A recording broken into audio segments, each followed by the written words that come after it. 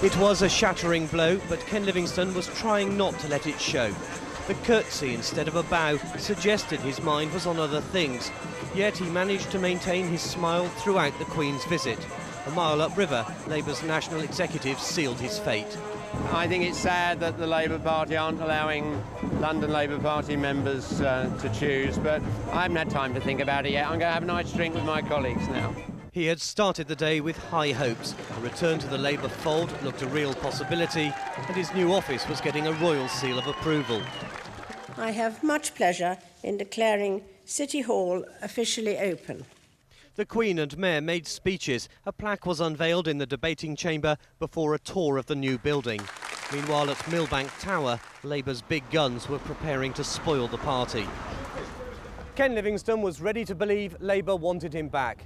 It's true he has plenty of support in the London party, but he clearly has some powerful enemies as well.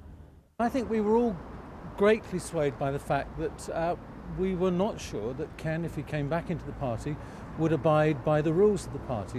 When two lots of people have had a big row, it does take a heck of a long time to get them back together again. So Ken Livingstone will not be Labour's candidate in 2004.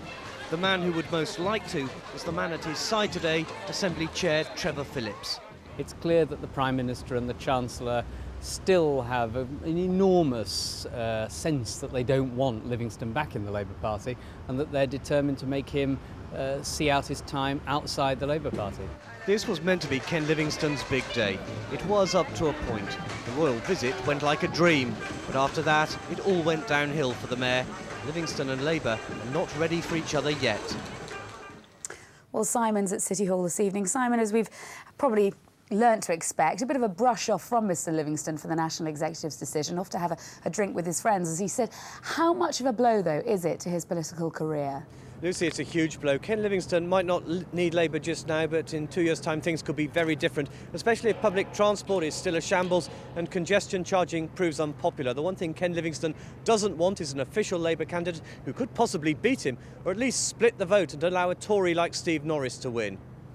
So is there no way back now for the Mayor?